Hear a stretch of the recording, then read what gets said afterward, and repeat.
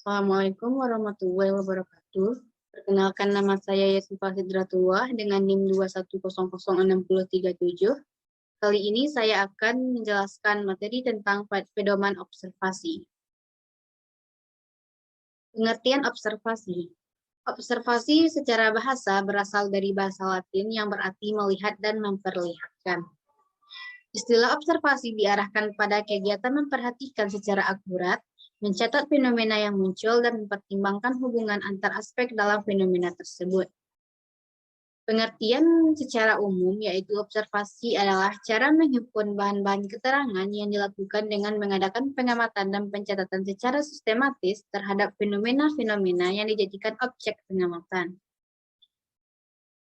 Pengamatan juga harus dilakukan dalam konteks situasi keseluruhan, dan data hasil pengamatan harus diintegrasikan dengan data lain. Saat melakukan analisis hal yang sangat penting adalah menyertakan semua data atau hal tentang objek yang diamati.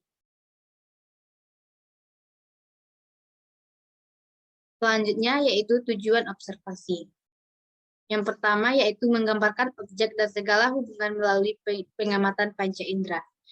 Para pengamat melatih panca inderanya menggunakan kegiatan observasi atau mengamati berbagai peristiwa atau objek dengan sangat teliti. Dengan mengasah kemampuan dengan cara tersebut, panca inderanya akan lebih terlatih dan berbeda dengan pengetahuan orang awam. Yang kedua yaitu mendapatkan kesimpulan. Tujuan dilakukannya observasi juga untuk mendapatkan kesimpulan dari objek yang telah diamati.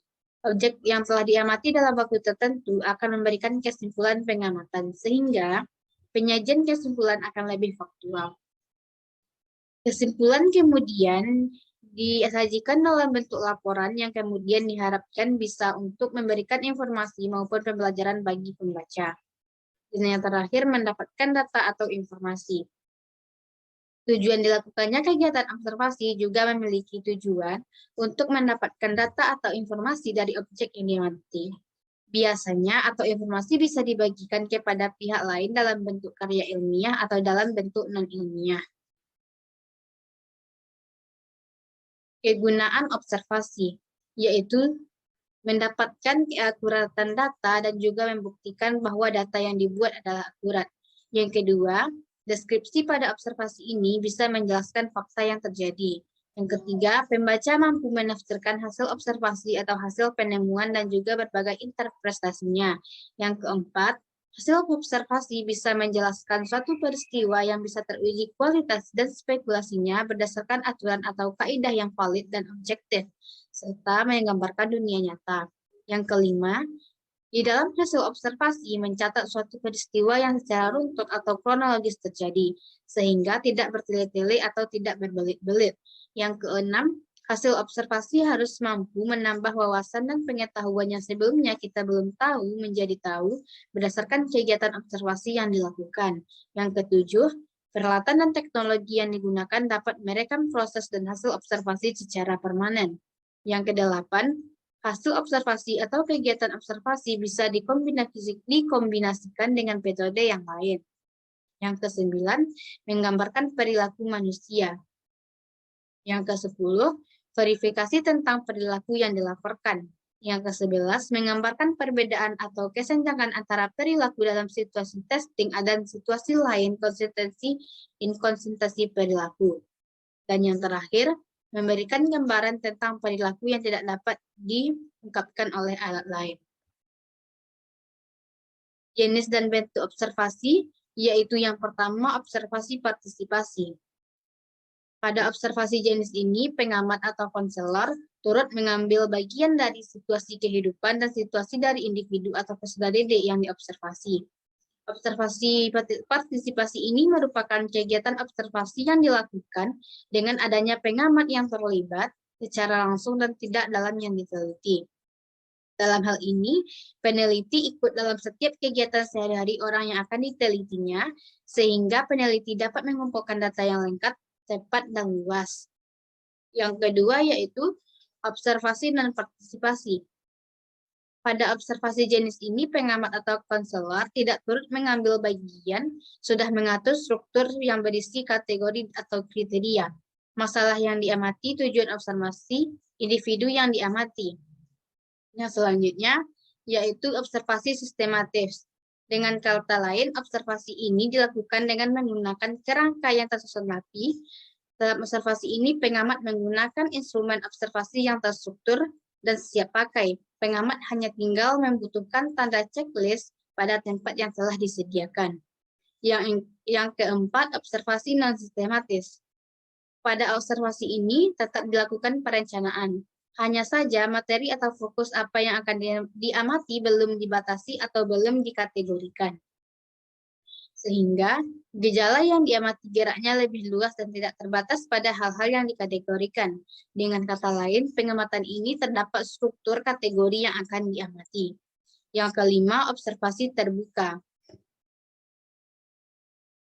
Observasi terbuka, pengamat tidak menggunakan lembar observasi, tetapi hanya menggunakan kertas kosong untuk merekam kejadian dalam pembelajaran yang diamati. Pengamat dapat menggunakan teknik-teknik tertentu dalam merekam jalannya pembelajaran. Teknik tersebut dapat berupa penggunaan catatan lapangan, alat perekam audio atau video, dan lain-lain. Yang keenam, observasi tertutup. Observasi tertutup dilakukan tanpa meminta izin dan memberitahu orang yang akan diteliti. Observasi tertutup ini akan memungkinkan peneliti menangkap kejadian yang sesungguhnya ke dalam pada umumnya individu. Yang ketujuh, observasi langsung. Observasi dilakukan secara langsung tanpa perantara terhadap objek di tempat kejadian atau tempat berlangsungnya peristiwa. Yang kedelapan, observasi tidak langsung. Observasi tidak langsung adalah pengamatan atau pencatatan yang dilakukan tidak pada saat peristiwa terjadi. Observasi ini juga dapat diartikan sebagai pengamatan terhadap hasil suatu interaksi. Yang kesembilan, observasi terfokus. Observasi terfokus adalah observasi yang dilakukan secara spesifik, yaitu observasi yang diarahkan kepada aspek tertentu dalam tindakan guru atau aktivitas dalam proses pembelajaran. Yang ke-10, observasi eksperimental. Observasi eksperimental merupakan observasi yang dilakukan secara eksperimen di mana sang observer telah mempersiapkan suatu kegiatan dan situasi tertentu untuk melakukan percobaan dalam kegiatannya melakukan observasi. Yang ke-11, observasi personal, yaitu merupakan sebuah strategi riset observasi di mana manusia sebagai observer mencatat fenomena yang diobservasi pada saat kejadian. Observer tidak berusaha untuk memanipulasi fenomena yang diobservasi, tetapi mencatat kejadian yang berlangsung. Dan yang terakhir, observasi mekanikal. Suatu strategi observasi dengan menggunakan alat-alat mekanik, lebih dari sekedar manusia sebagai observer. Pencatatan fenomena yang diobservasi, alat mekanik ini tidak memerlukan partisipasi secara langsung. Penyusunan pedoman observasi.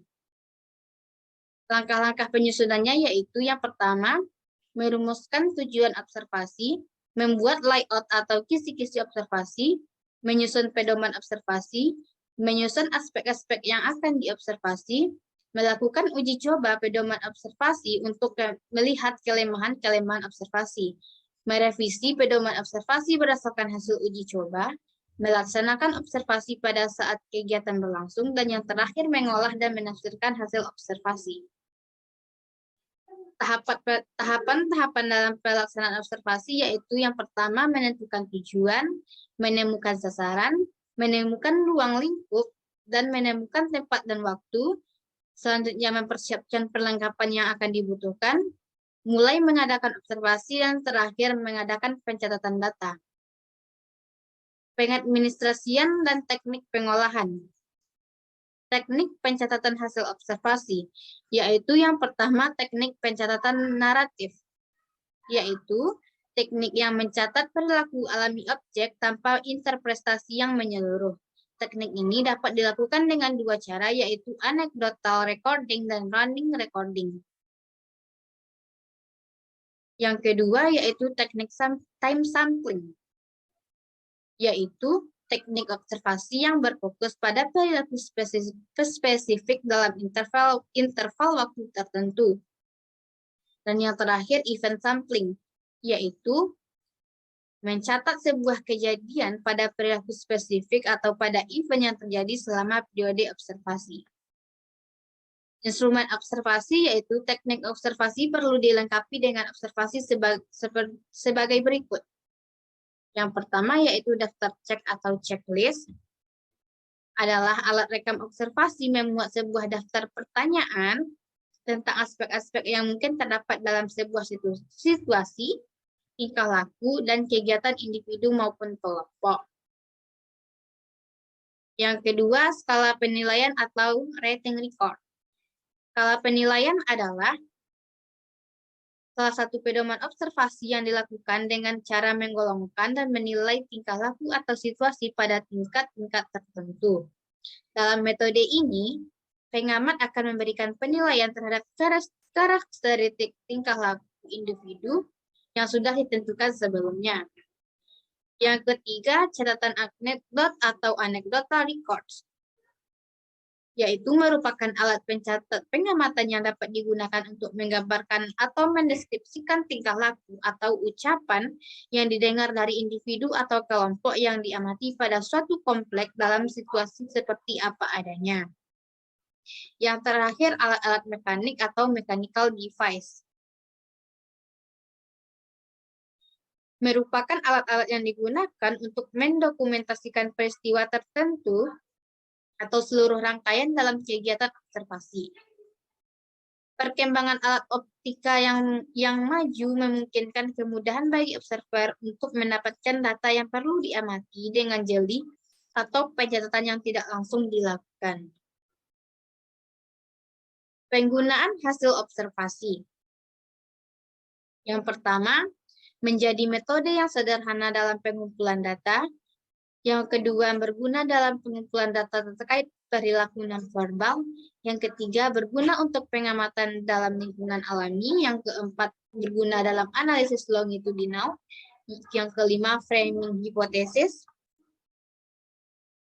Keenam, memberikan akurasi yang lebih besar. 7, menjadi metode yang bersifat universal. Yang kedelapan, menjadi alat yang tepat untuk kasus tertentu. Dan yang terakhir, observasi dapat menangani seseorang atau fenomena yang tidak mampu memberikan informasi lisan. Sekian penjelasan materi saya. Kalau ada kata-kata saya yang salah, mohon dimaafkan. Assalamualaikum warahmatullahi wabarakatuh.